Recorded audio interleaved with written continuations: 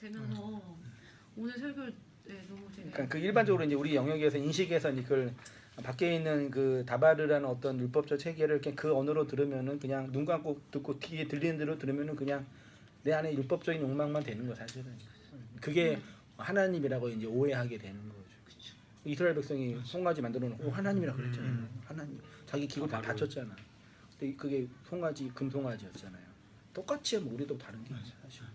성경을 읽고 나면 우리 역사의 삶에 대한 지침이 하나도 없다라는 게 우리를 당황스럽게 하죠. 우리는 그동안 이제 많이 인본적인 성경 해석에 그 길들여져 있어서 적용이 될 수 있는 본문이라고 하는데 성경은 우리의 개별적인 삶에 대한 지침과 과정들을 제시하고 있죠. 전혀 얘기하지 않아요. 그러니까 그런 질문이 나오는 건 당연한 거예요. 그런 질문을 찾고 싶은 마음이 있는 건 당연한 거죠. 사실. 왜냐면 성경에 그걸 답이 없는데 우리는 답이 있는 것처럼 얘기하니까. 답을 찾고 싶죠. 그렇게 들어왔고. 근데 인생은 그런 답을 찾는 게 목적이 될 수는 없다라는 걸 우리가 알게 될 거예요. 예, 소위 말해 이제 철학적으로 염세적인 삶의 태도라고 하는데 이제 그 반대로 긍정적으로 이제 얘기를 하면은 우리 안에 욕망하는 그 본질이 있고 그 욕망하는 게 주로 표출되잖아요. 표출되는 건 눈에 보이는 상으로 열망한단 말이죠. 갑자기 우리 둘째 아이가 옛날 시장표 신발만 신었다가 갑자기 이제 나이키, 니케. 아디다스 아니면 난 뭐 안 신어 막 이렇게 당연한 거 아닌가? 그러잖아요. 그래서 그것만 보고 다니고 그걸 자기를 이제 올 이렇게 포장하려고 그러고 그런단 말이죠. 근데 그렇게 있다가 이전에는 그냥 아무것도 안 하고 있다가 친구들을 하니까 그러니까 자아가 만들어지는 욕망 안에 뭐가 표출되는 거죠. 나중에 이제 어른이 되면 물론 뭐 신겠지만 그게 신발이 좋아서 신을 수도 있겠지만 그거 자체를 옛날 어린아이처럼 그렇게 열망하진 않는다는 얘기죠. 그 사건을 딱 볼 때는 이 사람이 세상에 대한 열망이 사라지는구나라고 볼 수 있는 거지. 네. 근데 그걸 염세라고 표현을 하는데 물론 염세일 수 있지만 인간 안에 있는 욕망의 본질이 뭔지 폭로됐다는 반응이죠. 네, 그러니까 내 안에 있는 그 욕망의 본질이 폭로됐으니까 폭로된 현실 앞에서 그걸 내가 욕심으로 할 수 없다라는 게 드러난 거죠. 네. 그거를 하나하나 경험하는 걸 성경이 자유라고도 하고 안식이라고 하는 거죠.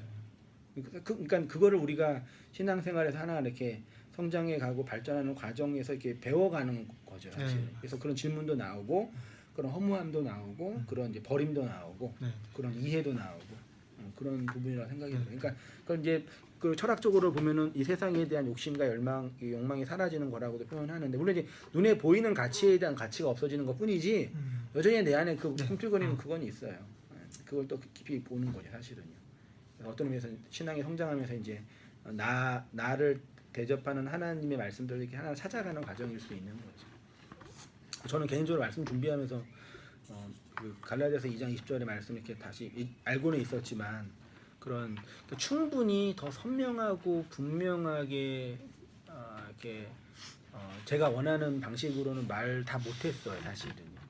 왜냐하면 그 내용에 대한 그 분석과 어떤 이 차이가 되게 중요한 어떤 지점이 될 수 있거든요. 밖에 있는 예수와 안에 있는 그리스도의 이 차이와 또 내 안에 있는 그리스도 연합돼서 열매로 나는 어떤 삶의 모습이 되게 큰 차이인데 아무튼 그 우리의 이 뭐 인본과 율법적인 틀 안에서의 이 묵시 체계 안에서의 어떤 복음적인 이해에 대한 어떤 되게 중요한 시발점이라고 생각이 들어요. 그런 부분에서는 그 정도. 저는 그렇습니다. 여전히 이제 질문과 피곤함이 있지만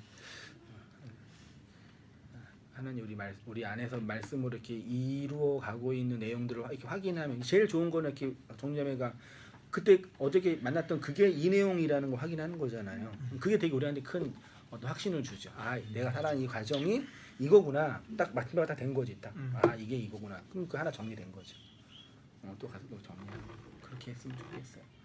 그래서 성경은 우리가 어떻게 살아야 할 매뉴얼이 아니라 우리의 역사를 설명하고 나타내주는 실체다. 그게 이제 아마르로 증거되는 양식이다. 근본적으로는 복음은 성경 텍스트에 대한 해석이잖아요. 그 텍스트는 면목적으로 드러난 본문 자체에 대한 해석일 뿐만 아니라 내 존재와 역사에 대한 해석인 거죠. 그러니까 전망적인 기대를 성경이 우리에게 말하는 게 아니라 해석된 내용을 말하는 거죠. 원론은 그거죠. 근데 그것이 이 세상에서 율법적인 세상에서 전망적인 미래를 기대를 이렇게 사그라뜨린다라는 부정적인 언어처럼 보이지만 이면으로 본다면 정말 우리의 실제와 본질을 보게 하는 내용인 거죠.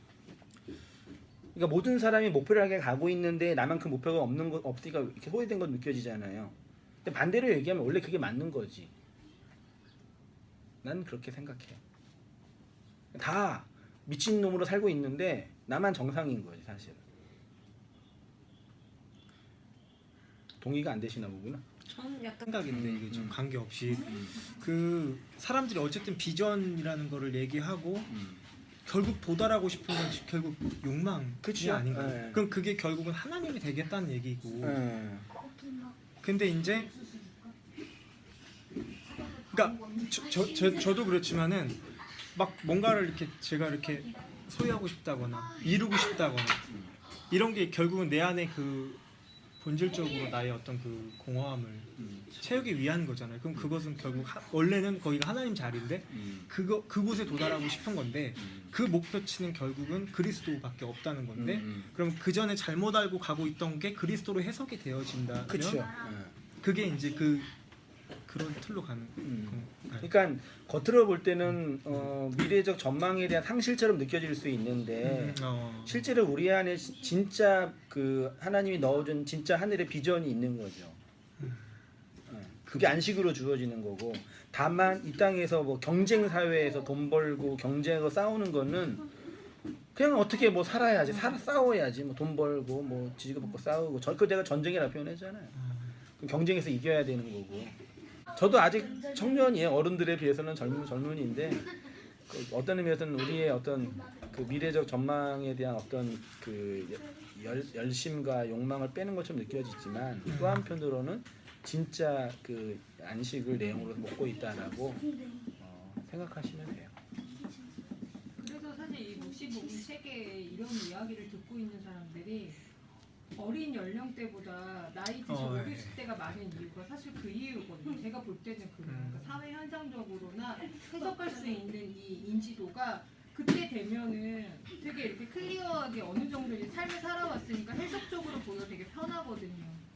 근데 우리는 현재 이제 지금 경쟁사에서 싸워서 이겨내야 되고 이전에 살아왔던 것들을 부정하면서 이렇게 하는 사람들은 굉장히 혼란스러운 어떤 지점으로 이렇게 그게 이제 일체가 돼야 되냐 분리가 돼야 되냐 이런 시점으로 이렇게 바라보기 시작하면 되게 어려워질 수도 있다는 거죠.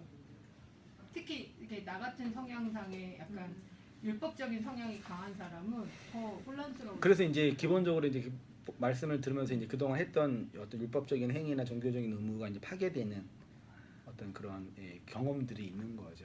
그건 사실 시작에 반도 안 된 거죠, 사실은. 파괴되고 재해석되는. 그런데 더 이상 할 필요가 없고 해서는 안 되고 마치. 그게 전부가 아닌데 그런 과정들이 있는 거죠. 근데 어쩔 수 없지 뭐 그런 과정들이 있는 거니까 성경이 진짜 말하고 싶은 내용은 그게 아니었던 거니까.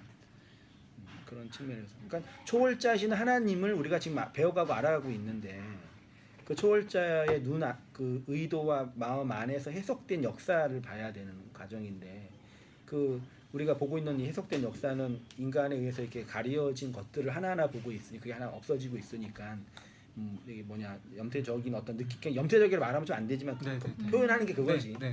나이키 신발을 신기가 싫은 거야 이제. 굳이 안 신어도 되는. 안 신어도 되는 거야. 근데 그게 염세야. 그러니까요. 그런. 나는 신어도 되고 맞아요. 안 신어도 돼. 그래서 누가 나한테 맨날 목사님이 똑같은 옷 입고 다냐 그러면 난 유니폼이야 그냥. 유니폼 안 입어? 맞아요. 유니폼 회사에서 안 입어요? 회사 아니 자영업이니까. 작업복. 작업복 똑같잖아. 작업복. 내 작업이잖아 이게. 그러니까 그렇게 이해하면 되니까. 근데 그렇지 않은 사람에게는 되게 완전히 그 뭐지? 세상 놓은 사람이지. 맞지 않나요? 해석 다른 시각이 보는 시각과 입장이 다른 거죠. 그게 저 사람은 염세적으로 변한다라고 해석하면 그 잘못된 해석이고 정말 원하는 그 하나로 네. 모아지고 있구나. 그래서 아니 가난한 개족교회 목사 이렇게 있으면 목사님 왜 그래 그 물어보는데 누구지? 아이폰 만든 사람이 누구예요? 스티브 잡스. 스티븐 잡스 맨날 청바지 까만 옷만 입었잖아. 시그니처죠. 그 사람은 그냥 이렇게 시그니처 이렇게 셀렙인가 셀렙인가. 역시 셀로. 역시 달로. 셀레분도 뭐야? 왜 그래? 똑같인데. 그렇다 얘기죠. 그러니까 해석가 입장에서 다른 거죠.